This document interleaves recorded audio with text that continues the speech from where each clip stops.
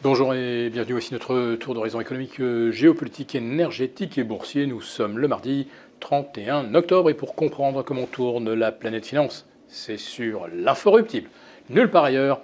Et l'épisode du jour, on va dire qu'il va être consacré au bilan d'un mois d'octobre en 50 nuances de gris. Alors du gris sur l'obligataire, avec 30 à 40 points de base en plus par rapport à fin septembre. Ça ne va pas faciliter la tâche des entreprises pour se refinancer, ni aider les particuliers à terminer le mois avec des frais de découvert de plus en plus insupportables. Et puis, boursièrement, le mois d'octobre, sans avoir été un octobre noir, restera quand même un octobre gris foncé. Gris foncé parce que le CAC 40 aura reperdu environ 2,5%, enfoncé successivement plusieurs supports cruciaux, notamment les 7150, puis les 7000, supports psychologiques, et puis tout récemment les 6880, qu'il ne parvient pas finalement à rattraper. La tentative de rebond de ce mardi s'est enrayée aux alentours des 6009. La faute à Wall Street qui avait terminé, on va dire, sur un rebond prometteur lundi et puis qui ne trouve plus sa voie aujourd'hui. Et c'est même le rouge qui domine. Alors ça va conclure effectivement un mois d'octobre en repli d'environ 3% pour le S&P, pour le Nasdaq. Ce n'est donc pas le pire mois d'octobre depuis 40 ans, mais enfin ça ne va pas non plus dans le sens des espoirs de rallye de fin d'année et de retour sur les sommets, puisqu'en fait tous les supports, comme je le disais, ont été cassés entre le 15, le 25-26 octobre. Donc, tout ce qu'on peut espérer éventuellement, c'est un petit rebond technique à court terme. Pourquoi ? Parce que les marchés sont un peu survendus, parce que la jauge Fear and Greed Index est plutôt du côté de l'extrême aversion au risque. Donc mécaniquement, ça peut nous donner un rebond. Et puis n'oublions pas quand même demain la Fed qui pourrait délivrer un message un petit peu moins faucon et redonner un petit peu d'air au marché obligataire qui pour l'instant n'est toujours pas sorti de sa tendance baissière moyen-long terme et le krach rampant continue. J'ai d'ailleurs commencé cette chronique par ce sujet. Donc, sursaut technique possible sur les principaux indices boursiers, mais toujours des difficultés pour nos entreprises à trouver des relais de croissance. Donc, tout ce qu'on peut espérer, effectivement, c'est simplement l'embellie boursière, parce que l'embellie conjoncturelle, évidemment, on cherche d'où elle pourrait venir. La France vient d'annoncer une croissance très légèrement positive de 0,1%.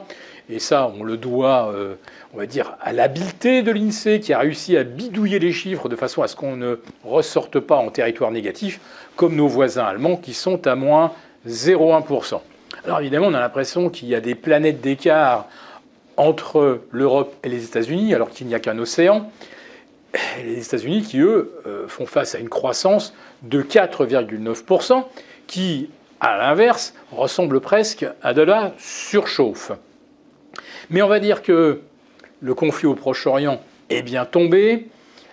Il y a à peu près un mois de ça, le consensus c'était que la Fed devait à nouveau relever ses taux face à une inflation qui a du mal à retomber sous les 3,5, face à un marché du travail qui est proche de la saturation.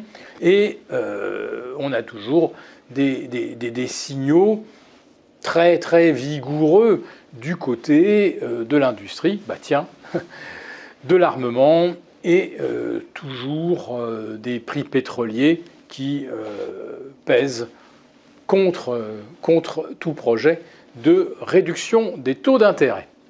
Alors ce matin, on guettait le communiqué de la Banque centrale du Japon et effectivement, le contrôle de la courbe de taux se relâche et les taux vont donc pouvoir graduellement se rapprocher des 1%. Bon, ce sont toujours des taux très négatifs par rapport à une inflation de 2,3 ou 2,4%, mais c'est quand même un signal important. Reste que ça ne sera peut-être pas suffisant pour soutenir le yen et il en faudra peut-être plus pour l'empêcher d'enfoncer les 150 contre $. Car c'est ça qu'il va falloir surveiller d'ici la fin de la semaine, c'est la parité yen-dollar, car beaucoup de choses en dépendent. Je rappelle que si nous avons des taux de 4% en Europe, 5,5% aux États-Unis, en réalité, des multinationales peuvent encore se refinancer au Japon à 0,75 voire 1%, ce qui est tout de même beaucoup plus avantageux que les taux pratiqués en Europe. Donc si le yen se mettait à progresser, ça mettrait en difficulté beaucoup d'emprunteurs en yens qui verraient donc leur remboursement s'alourdir à concurrence du renchérissement du yen. Et puis bien sûr, nous ne serions pas complets si nous ne jetions pas un coup d'œil sur l'or, revenu au contact, voire un petit peu au-dessus des 2000 $, des 2000 $ et des 1900 €, et qui en fait se heurte à une résistance datant du 31 juillet dernier. Eh bien, l'or peut à tout moment redécoller, mais ça va dépendre du message de la Fed de mercredi.